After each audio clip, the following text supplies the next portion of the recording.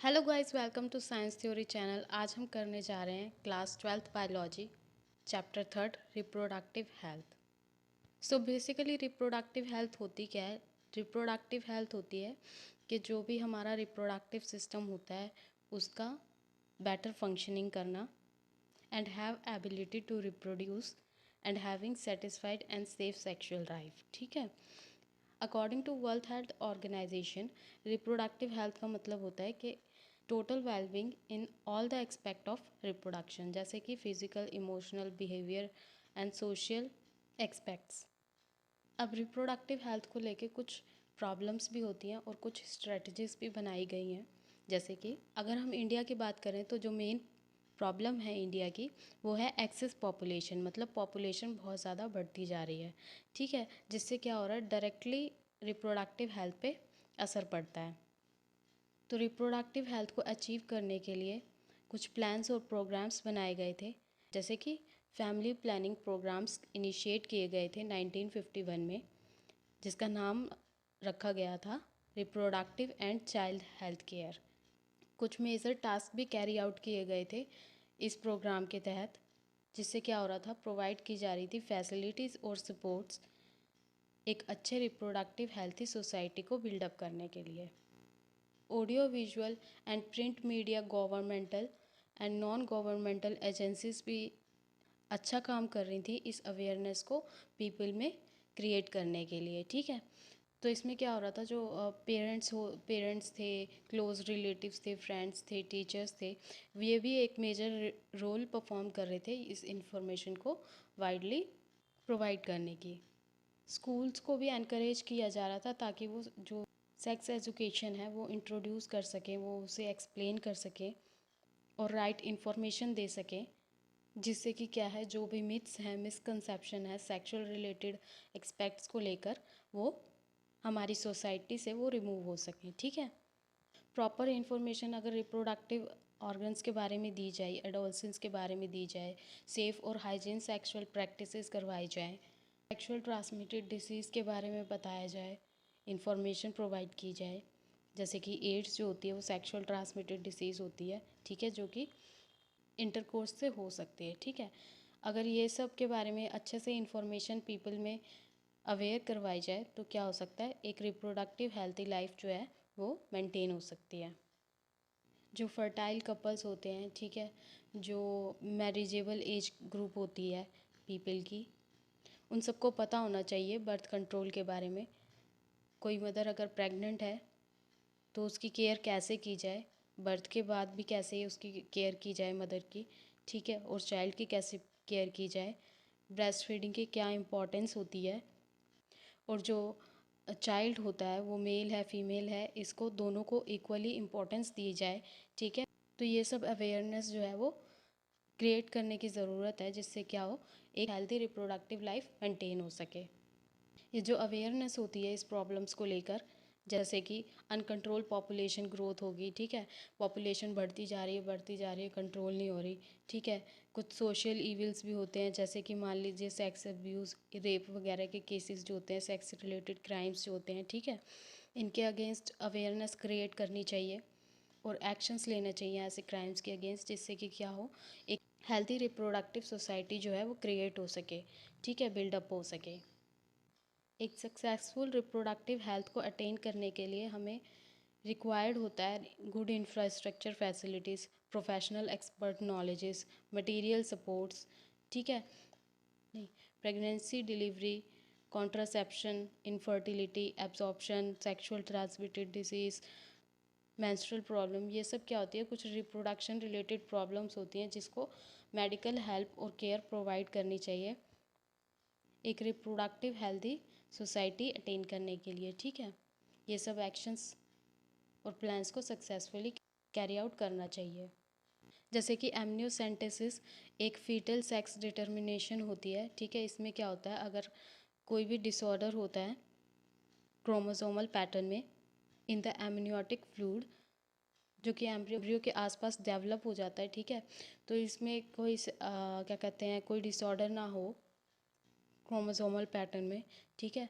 तो इसमें क्या किया जाता है, ये कुछ टेस्ट किए जाते हैं, फीटल सेक्स डिटर्मिनेशन के लिए, ठीक है। बट इसको जो मोस्ट ऑफ द पीपल क्या करते हैं, इस टेस्ट को जो है वो इलीगल तरीके से यूज़ करते हैं बेबी का सेक्स डिटरमाइन करने के लिए। तो ऐसा नहीं करना चाहिए क्योंकि ये जो होता है वो इलीगल होता है, ठीक है। जो न्यू न्यू रिसर्च होती है हमें उन्हें एनकरेज करना चाहिए, सपोर्ट करना चाहिए, जिससे हमें क्या नए मेथड्स मिल सकें बर्थ कंट्रोल के लिए, ठीक है। जैसे कि शैली जो है एक न्यू ओरल कॉन्ट्रासेप्टिव है फीमेल्स के लिए, डेवलप की गई है सेंट्रल ड्रग रिसर्च इंस्टीट्यूट के द्वारा लखनऊ में, ठीक है। जो बेटर अवेयरनेस होती है about sex related problems, parental care of mother, medically assisted deliveries and post natal care, मतलब चाइल्ड बर्थ के बाद जो केयर की जाए मदर की और चाइल्ड की, ठीक है। ये क्या करते हैं, डिक्रीज़ कर देते हैं मैटरनल और इन्फेंट मोरालिटी रेट्स को।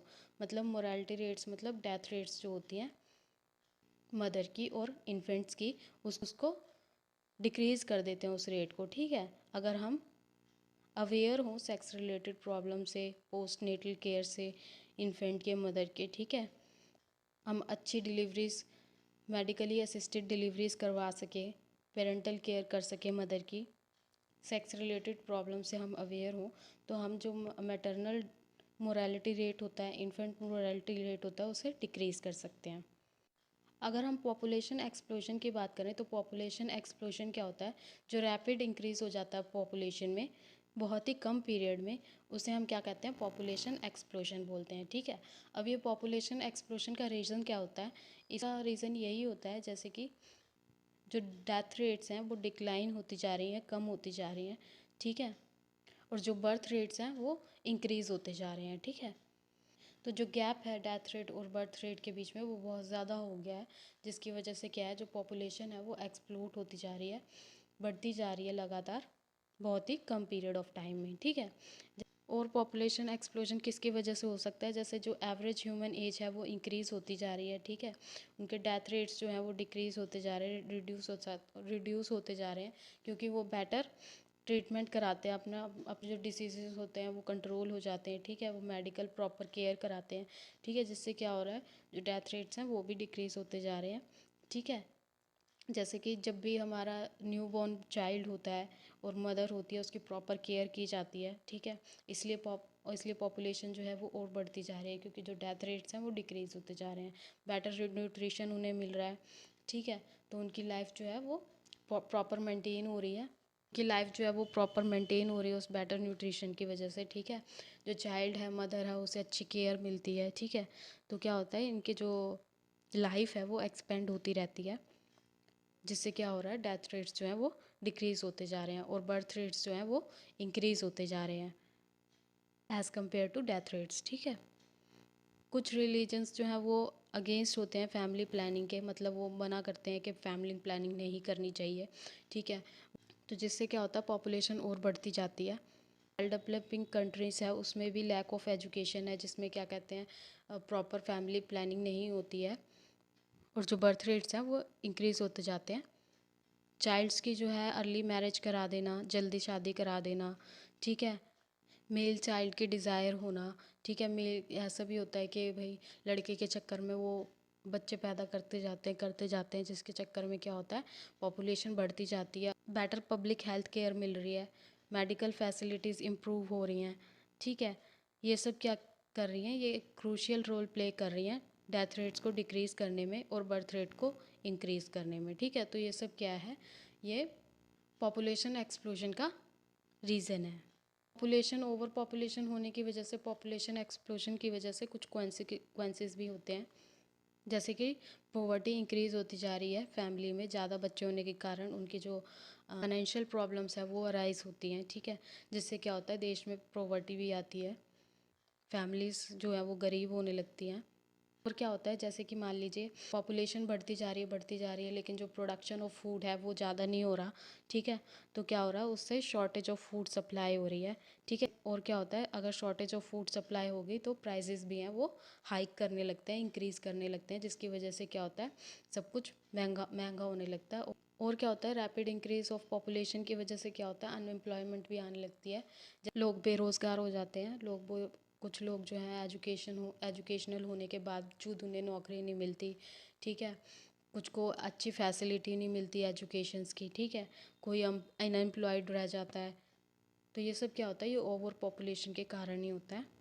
ओवर पॉपुलेशन के कारण इको डिग्रेडेशन भी होती है, जैसे कि राइज इन पॉल्यूशन, ठीक है, अनहाइजेनिक कंडीशंस, ठीक है, डिफोरेस्टेशन, जितने ज़्यादा लोग होंगे वो उतनी ज़्यादा पॉल्यूशन होगा, अनहाइजेनिक कंडीशंस अकर होंगी, डिफोरेस्टेशन होगा, जितनी ज़्यादा रिक्वायरमेंट होगी। एनर्जी क्राइसिस भी क्रिएट करती है, ठीक है, जैसे कि मान लीजिए पॉपुलेशन ज़्यादा है तो उन्हें फ्यूल ज़्यादा चाहिए होगा, ऑयल ज़्यादा चाहिए होगा, गैस कोल ज़्यादा चाहिए होगी, इलेक्ट्रिसिटी ज़्यादा चाहिए होगी, जिसकी वजह से एनर्जी क्राइसिस भी होने लगती हैं। अब ये पॉपुलेशन स्टेबलाइजेशन कैसे हो, पॉपुलेशन तो बढ़ती जा रही है, ठीक है, उसके कॉन्सिक्वेंसेस भी बहुत ज़्यादा हैं, तो हमें इस पॉपुलेशन को स्टेबलाइज करने की ज़रूरत है, ठीक है।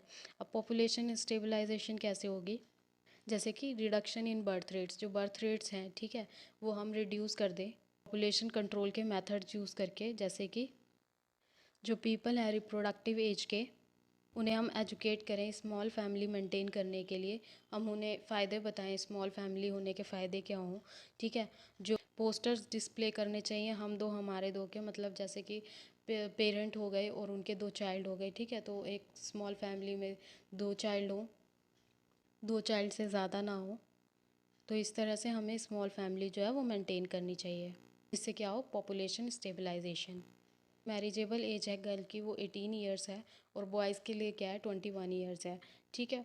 अगर हम इस मैरिजेबल एज को इंक्रीज़ कर दें तो क्या हो, हमारा जो पॉपुलेशन है उसे कंट्रोल कर सकते हैं, क्योंकि अगर मैरिज एज ज़्यादा होगी तो जैसे कि आजकल क्या होता है, जैसे 18 ईयर्स की गर्ल हो जाए तो उसकी मैरिज करा देते हैं, वो जल्दी प्रेग्नेंट हो जाती है, कोई फैमिली प्लानिंग नहीं होती, तो क्या होता है उससे पॉपुलेशन इंक्रीज़ होती रहती है, ठीक है।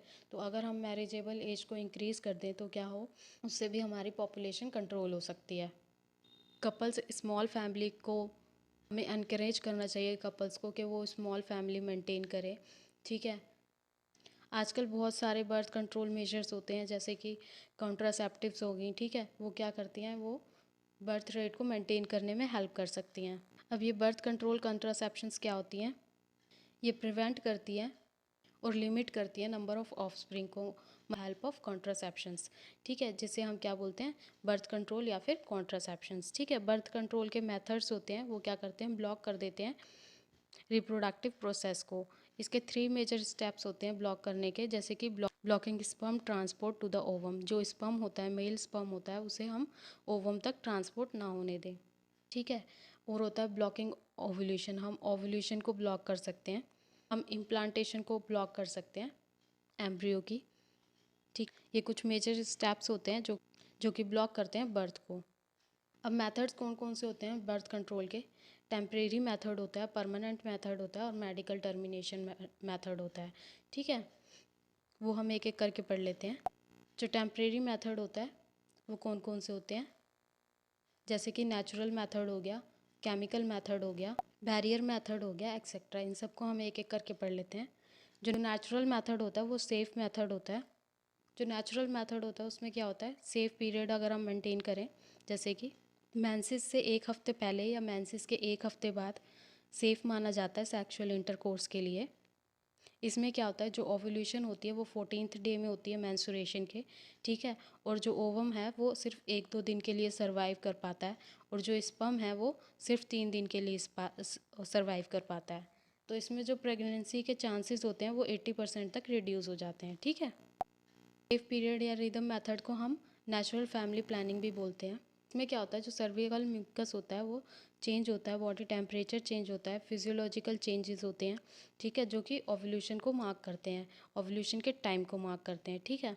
इस मेथड का जो इफ़ेक्ट है वो लिमिटेड होता है, क्योंकि कुछ ही वीमेंस होते हैं जिनमें रेगुलर मेंस्ट्रुअल साइकिल होती है, ठीक है, उनका एक्चुअल टाइम ऑफ एवोल्यूशन होता है वो भी सेम होता है।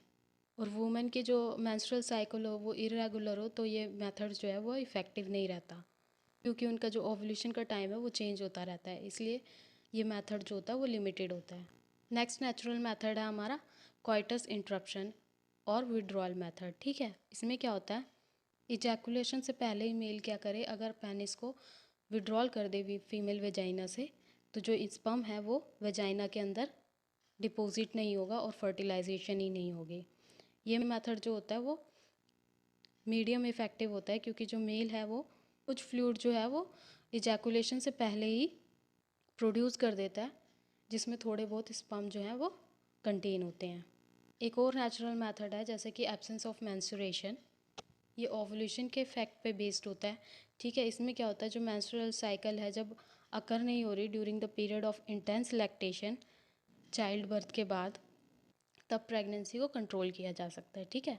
ये मेथड जो है वो इफेक्टिव होता है ज़्यादा से ज़्यादा 6 मंथ के लिए after the delivery of baby, ठीक है। नेक्स्ट नेचुरल मेथड है हमारा बैरियर मेथड। अब बैरियर मेथड कौन कौन से हो गए? बैरियर मेथड्स होते हैं जैसे कि condoms, diaphragms, fem shield, cervical caps, ठीक है। ये कुछ बैरियर मेथड्स होते हैं जो कि स्पर्म की डिपोजिशन वेजाइना में होने से प्रिवेंट करते हैं, ठीक है। अब कॉन्डम क्या होता है? कॉन्डम एक ट्यूबुलर लैक्टस शीट होती है, ठीक है। ये कॉपुलेटरी ऑर्गन्स को कवर करती है ड्यूरिंग द सेक्स, ठीक है। ये जो डिवाइस होता है ये सेक्सुअल ट्रांसमिटेड डिसीज़ होने से भी प्रोटेक्ट करता है, ठीक है। और ये जो है सिर्फ सिंगल यूज़ के बाद डिस्कार्ड किया जाता है, इसे दोबारा यूज़ नहीं कर सकते। फैम शील्ड होती है, इसे हम फीमेल कॉन्डोम भी बोलते हैं। ये पॉलीयूथेरिन पाउच की होती है, ठीक है। रिंग लाइक एंड्स होते हैं, इसके दोनों एंड्स होते हैं, ठीक है। जो इनर रिंग होती है वो स्मॉलर होती है and present at the inner close and. ये जो डिवाइस होता है वो कवर करता है एक्सटर्नल जेनेटिलिया को और वेजाइना की लाइनिंग को, ठीक है। फैम शील्ड जो होती है ये भी प्रोटेक्ट करती है सेक्सुअल ट्रांसमिटेड डिसीज़ होने से, ठीक है। डायफ्राम्स जो होते हैं वो सॉफ्ट रबर कैप्स होते हैं, फ्लेक्सिबल मेटल होता है, ठीक है, जो कि वेजाइना के अंदर फिट किया जाता है। ये क्या करते हैं, ये प्रिवेंट करते हैं स्पर्म को एग तक पहुंचने के लिए। और इनका एक और फंक्शन होता है, ये सर्विकल कैंसर होने से भी प्रोटेक्ट करते हैं, ठीक है। सर्विकल कैप्स क्या होती हैं? ये भी डायफ्राम जैसी ही होती हैं, ठीक है। ये भी सर्विक्स को क्लोज करती हैं, ठीक है। बट ये डायफ्राम से ज़्यादा देर तक वेजाइना के अंदर हम रख सकते हैं और ये फेयरली इफ़ेक्टिव भी होती है, ठीक है। नेक्स्ट है वॉल्ट कैप्स। वॉल्ट कैप्स जो होता है हेमिस्फेरिकल डोम जैसा होता है, रबर प्लास्टिक कैप होती है, ठीक है। ये भी डायफ्राम जैसे ही दिखती है। इससे हम वेजाइनल वोट को कवर कर सकते हैं ओवर द सर्फिक्स, ठीक है। नेक्स्ट मेथड है हमारा केमिकल मेथड, जो कि नेचुरल मेथड्स में काउंट होता है। केमिकल मेथड्स में क्या आता है, टैबलेट्स आती हैं, क्रीम्स आती हैं, जेलीज आती हैं, पेस्ट आते हैं, जो कि हम वेजाइना के अंदर इंसर्ट कर सकते हैं इंटरकोर्स से पहले, सेक्स से पहले, ताकि जो स्पर्म है वो यूट्रस में एंटर ना कर सके। ये क्या कंटेन करते हैं? ये स्पर्मिसाइड्स कंटेन करते हैं। स्पर्मिसाइड्स का मतलब जो स्पर्म को किल कर सके, ठीक है। जैसे कि लैक्टिक एसिड ये कंटेन करेंगे, सिट्रिक एसिड कंटेन करेंगे, बोरिक एसिड कंटेन करेंगे, ये जेल, क्रीम या फिर पेस्ट, टैबलेट्स जो कि स्पर्म को किल करते हैं, ठीक है। इस मेथड को इफ़ेक्टिव करने के लिए क्या करना होता है, ये जो हमें इन्हें मॉइस्ट करना होता है before use. Next chemical method है हमारा इंट्रा यूट्राइन डिवाइस, जिसे हम IUDS भी बोलते हैं। जो इंट्रा यूट्राइन डिवाइस है वो प्लास्टिक या फिर मेटल ऑब्जेक्ट्स का होता है, जो कि इंसर्ट किया जाता है by the doctors the uterus through vagina, ठीक है। अवेलेबल होते हैं as non medicated IUDS, copper releasing and hormone releasing IUDS, ठीक है। ये IUDS होते हैं, ये इंक्रीज करते हैं phagocytosis of the sperm within the uterus. और क्या होता है, जो कॉपर आइंस होते हैं वो रिलीज होते हैं by the copper releasing IUDS, जो क्या करते हैं, सप्रेस कर देते हैं स्पर्म की मोटिलिटी को, स्पर्म की मूवमेंट को और स्पर्म की फर्टिलाइजिंग कैपेसिटी को, ठीक है। जो कॉपर IUDS होता है वो कॉमनली से हम कॉपर टी भी बोलते हैं, जो ऐसा दिखता है, टी शेप का स्ट्रक्चर होता है इसका, ठीक है। इसमें क्या होता है, ये कॉपर आयन को रिलीज़ करता है, जो कि स्लोली डिफ्यूज़ कर जाता है यूट्रस के अंदर फीमेल वेजाइना में। ये जो डिवाइस है 3 से 5 साल बाद रिप्लेस कराया जाना चाहिए।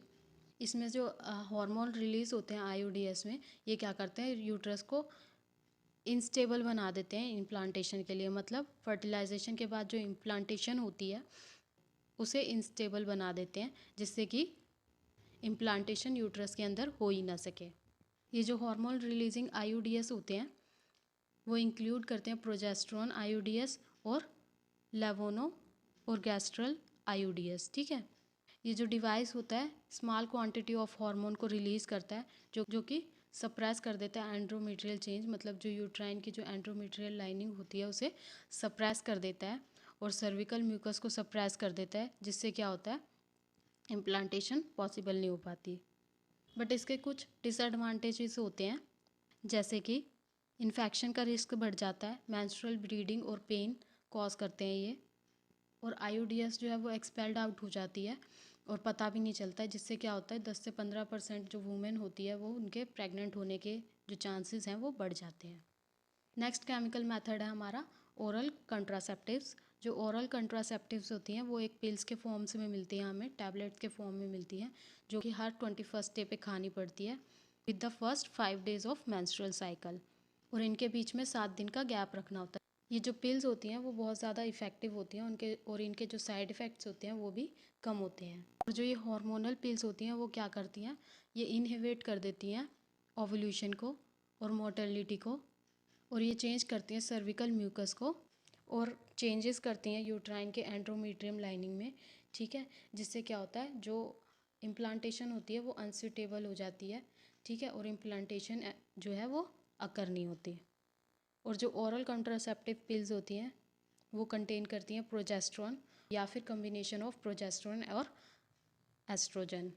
ये जो ओरल कॉन्ट्रासेप्टिव पिल्स होती हैं वो 2 टाइप्स की होती हैं, कंबाइंड पिल्स होती हैं और मिनी पिल्स होती हैं, ठीक है। कंबाइंड पिल्स जो होती हैं वो मोस्टली कॉन्ट्रासेप्टिव पिल्स होती हैं, ठीक है, जो कि सिंथेटिक प्रोजेस्टेरॉन और एस्ट्रोजन सिंथेसाइज करती हैं, जो चेक करते हैं ओवुलेशन को, ठीक है। जो मिनी पिल्स होती हैं वो प्रोजेस्टिन कंटेन करती हैं, जैसे कि माला डी और माला एन, ये कॉमनली यूज होती हैं as a combined contraceptive pill, और इन्हें डेली लेना पड़ता है बिना किसी ब्रेक के। नेक्स्ट हमारा सबक्यूटेनियस इम्प्लांट्स। ये जो होता है एक न्यू टाइप का कॉन्ट्रासेप्शन होता है, ये स्किन के अंदर इम्प्लांट किया जाता है, जो कि सिंथेसाइज करता है प्रोजेस्टेरॉन को। ये सिमिलर होती है ओरल कॉन्ट्रासेप्टिव की तरह, ये ब्लॉक कर देती है ओवुलेशन को, ठीक है, और सर्विकल म्यूकस को थिक कर देती हैं। ये 6 मैच स्टिक जैसी होती हैं, मैच स्टिक जो होती है माचिस की तिल्ली उसके जितनी साइज़ की कैप्सूल्स होती हैं, ये 6 इन नंबर्स होती हैं, 6 होती हैं, जो कि इंसर्ट की जाती हैं स्किन के अंदर of the inner arm below the elbow, ठीक है। ये जो कैप्सूल होती हैं वो धीरे धीरे सिंथेटिक प्रोजेस्टेरॉन को रिलीज़ करती हैं 5 साल तक के लिए, ठीक है। अब कुछ हार्मोन इंजेक्शंस भी आते हैं। ये इंजेक्शंस होते हैं वो प्रोजेस्टेरॉन डेरिवेटिव इंजेक्शंस होते हैं और हर 3 मंथ में दिए जाते हैं, ठीक है। ये क्या करते हैं, ये प्रोजेस्टेरॉन हार्मोन को रिलीज़ करते हैं धीरे धीरे और प्रिवेंट करते हैं ओवुलेशन के लिए, ठीक है। जैसे कि DMPA, NET-EN इंजेक्शंस हो गए। ये 2 इंजेक्टेबल हार्मोनल कॉन्ट्रासेप्टिव होते हैं। ये कन्वीनियंट होते हैं और हाईली इफ़ेक्टिव होते हैं, इसका कोई सीरियस साइड इफ़ेक्ट्स नहीं होते, ठीक है। नेक्स्ट है हमारा परमानेंट मेथड। परमानेंट मेथड क्या होता है, ये शॉर्ट बर्थ कंट्रोल करता है, ठीक है। ये 2 टाइप्स के होते हैं, एक वेस्टोमी और एक ट्यूबेटोमी, ठीक है। जो वेस्टोमी होती है मेल्स के अंदर होती है और जो ट्यूबेटोमी होती है वो फीमेल्स के अंदर होती है, ठीक है। वेस्टोमी में क्या होता है, ये एक सर्जिकल मेथड होता है। में क्या किया जाता है, इसमें जो वैसे डिफरेंशिया होता है मेल रिप्रोडक्टिव सिस्टम का, उसे कट करके ब्लॉक कर देते हैं, ठीक है। जिससे क्या होता है, स्पर्म जो होता है वो पास डाउन नहीं हो सकता मेल रिप्रोडक्टिव सिस्टम में, ठीक है। यहाँ से जो स्पर्म निकल के वैसे डिफरेंशिया से यूरेथ्रा में जाके पेनिस के थ्रू जो इजैकुलेशन करता है फीमेल रिप्रोडक्टिव सिस्टम में, वो पॉसिबल नहीं हो पाता, क्योंकि इसे क्या करते हैं, ये यहाँ से कट करके इसे टाई अप कर देते हैं सर्जिकल मेथड के थ्रू। और ट्यूबेटोमी होता है वो फीमेल के अंदर होता है, ये भी सर्जिकल प्रोसीजर होता है, ठीक है।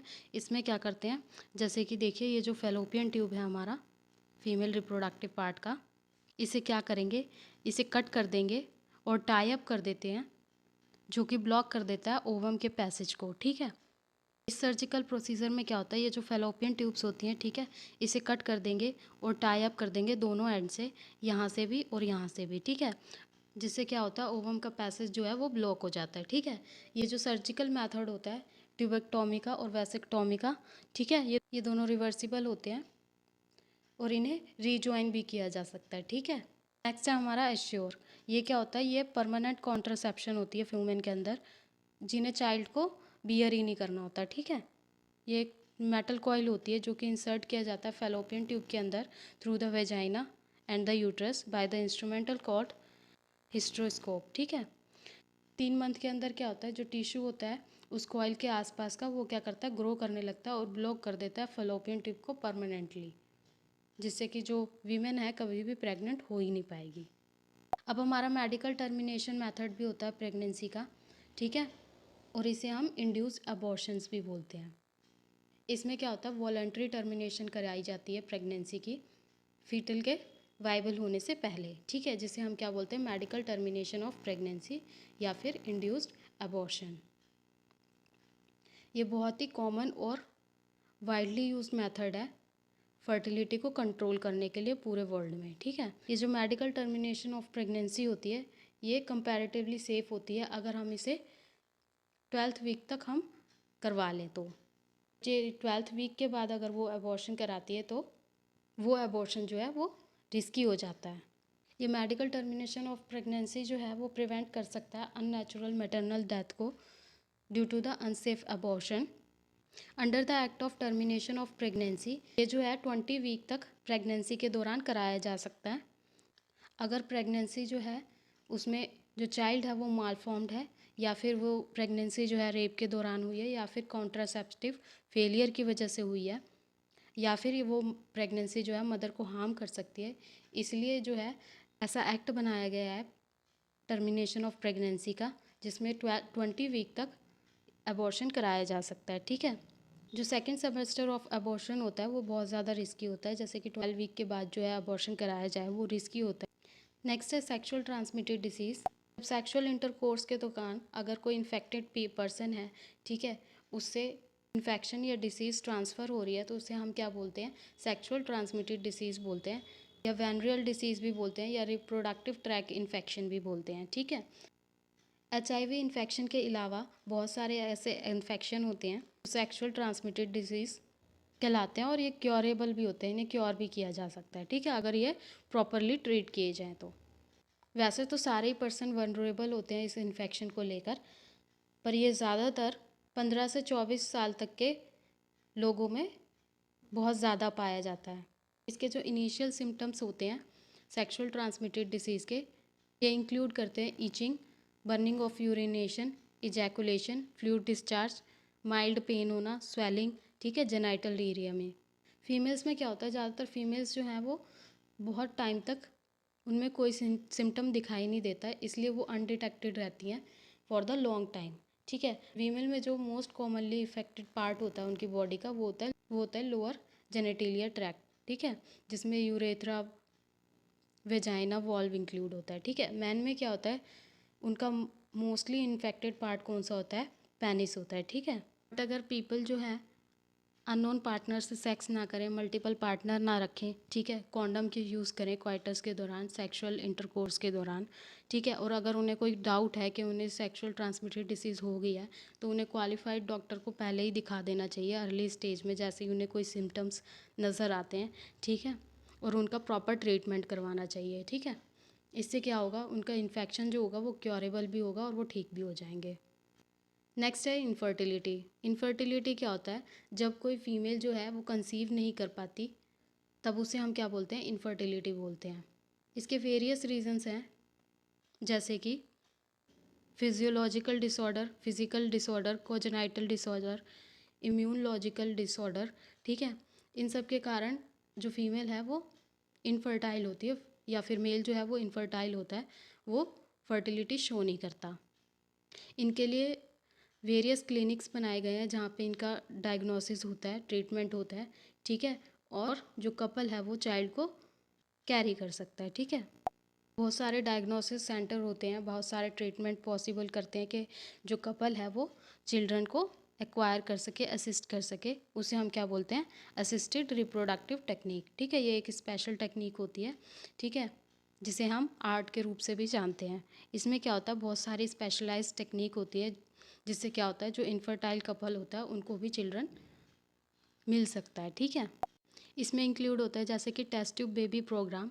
ये टेस्ट ट्यूब बेबी प्रोग्राम में क्या होता है, बेबी प्रोड्यूस किया जाता है by conceiving in a cultural dish, ठीक है। कल्चरल डिश में बेबी को कंसीव किया जाता है और प्रोड्यूस किया जाता है, और यूट्रस में इम्प्लांट कर दिया जाता है, ठीक है। इसे क्या कहते हैं, टेस्ट ट्यूब बेबी प्रोग्राम कहते हैं या टेस्ट ट्यूब बेबी बोलते हैं, ठीक है। ये जो मेथड होता है ये इन विट्रो मेथड होता है, इन विट्रो फर्टिलाइजेशन भी बोलते हैं, आईवीएफ भी बोलते हैं। आईवीएफ में क्या होता है, इसमें फर्टिलाइजेशन कराई जाती है मेल और फीमेल गैमेट की बॉडी के बाहर, ठीक है। और जैसे ही एम्ब्रियो जो है वो डेवलप होने लगता है तो उसे एम्ब्रियो को ट्रांसफ़र कर दिया जाता है फीमेल बॉडी के अंदर, ठीक है, फीमेल बॉडी के यूट्रस ट्रैक में, ठीक है। ऐसे ही एक और टेक्निक है जिसे हम जिफ्ट बोलते हैं, जाइगोट इंट्रा फैलोपियन ट्रांसफ़र। इसमें भी फर्टिलाइजेशन जो होती है मेल फीमेल गैमेट की बॉडी के बाहर कराई जाती है और जैसे ही एम्ब्रियो जो है वो 8 ब्लास्टोमर्स तक आ जाता है उसे फीमेल के फैलोपियन ट्यूब में ट्रांसफ़र कर दिया जाता है फर्दर डेवलपमेंट के लिए, ठीक है। अगर एम्ब्रियो जो है वो 8 ब्लास्टोमर्स से ज़्यादा हो गया तो उसे हम ट्रांसफ़र कर देंगे यूट्रस में, ठीक है, जिसे हम इंट्रा यूट्राइन ट्रांसफ़र भी बोलते हैं। और वहाँ पर वो क्या करेगी, उस एम्ब्रियो का कंप्लीट डेवलपमेंट होगा।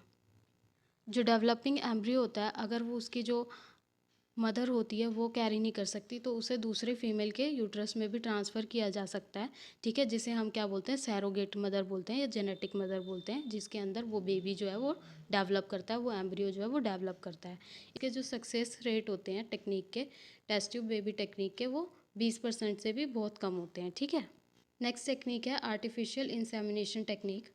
इसे यूज़ किया जाता है उन फीमेल्स के लिए जिनके हस्बैंड जो हैं वो इंसेमिनेशन नहीं कर सकते, मतलब अपने स्पर्म को ट्रांसफ़र नहीं कर सकते थे फीमेल रिप्रोडक्टिव ट्रैक में, ठीक है। और जिनका जो स्पर्म रेट होता है वो बहुत ही ज़्यादा लो होता है, मतलब स्पर्म प्रोड्यूसिंग रेट होता है जो वो बहुत ही ज़्यादा लो होता है, ठीक है। इस टेक्निक में क्या होता है, सैमन कलेक्ट किया जाता है हस्बैंड से या फिर जो भी हेल्दी डोनर होता है जो अपना स्पर्म डोनेट करना चाहता है, ठीक है, उससे स्पर्म जो है वो कलेक्ट किया जाता है और फीमेल के यूट्रस में वेजाइना में ट्रांसफ़र कर दिया जाता है, ठीक है।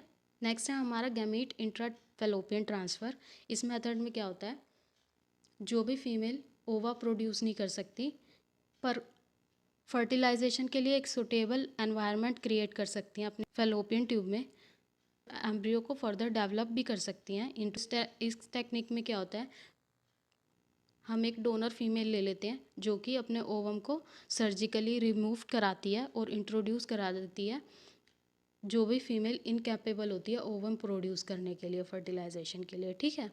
नेक्स्ट है इंट्रासाइटोप्लाज्मिक स्पर्म इंजेक्शंस।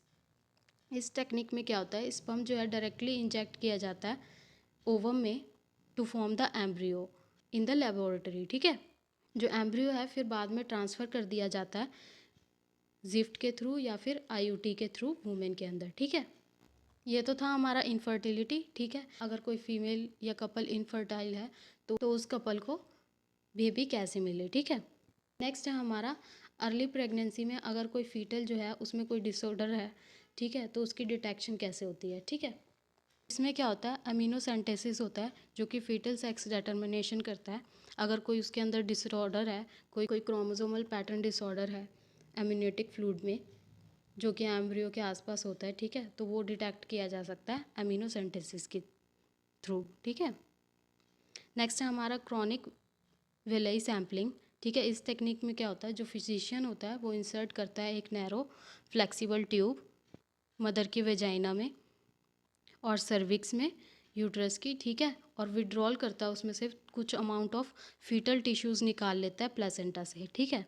इसके ये एडवांटेजेस होते हैं कि ये जल्दी रिजल्ट शो करता है as compare to amniocentesis. Next technique है हमारी नॉन इन्वेशन टेक्निक, ठीक है। ये टेक्निक उस पर बेस्ड होती है कि जैसे कि कुछ फीटल ब्लड सेल्स जो होती हैं वो लीक हो जाती हैं प्लेसेंटा के थ्रू मदर की ब्लड स्ट्रीम में, ठीक है। वहाँ से क्या लेते हैं, ब्लड सैंपल ले लेते हैं मदर से जिसमें हमें फीटल सेल्स मिल जाती है और फिर वहाँ से वो टेस्ट कर सकते हैं जेनेटिक डिसऑर्डर को, ठीक है। नेक्स्ट है हमारा फीटोस्कोपी। इसमें क्या होता है, ये एक दूसरी टेक्निक होती है जिसमें क्या करते हैं, एक थिन नीडल जो है इंसर्ट की जाती है यूट्रस में, ठीक है, और स्कोप की हेल्प से वो जो है उस फीटस को डायरेक्टली देख सकते हैं, ठीक है। ये तो कुछ टेक्निक्स थी जिससे अगर फीटल डिसऑर्डर हो तो वो कैसे डिटेक्ट किया जाए। ये था आपका complete chapter human reproductive health. I hope आपको पूरा चैप्टर समझ आ गया होगा। इस पूरे वीडियो की पीडीएफ जो है मैं डिस्क्रिप्शन बॉक्स में डाल दूँगी, वहाँ से डाउनलोड कर लेना, पढ़ लेना। अगर ये वीडियो आपको अच्छी लगी हो तो प्लीज़ लाइक कर दें अगर आप इस चैनल पर नए हैं तो प्लीज़ सब्सक्राइब कर दें और बेल आइकन दबाना ना भूलें, जिससे कि जब भी नेक्स्ट वीडियो अपलोड होगी उसका नोटिफिकेशन आपको सबसे पहले मिल जाएगा। इस वीडियो को पूरा देखने के लिए थैंक यू सो मच। मिलती हूँ आपसे नेक्स्ट वीडियो में, तब तक के लिए बाय बाय, टेक केयर।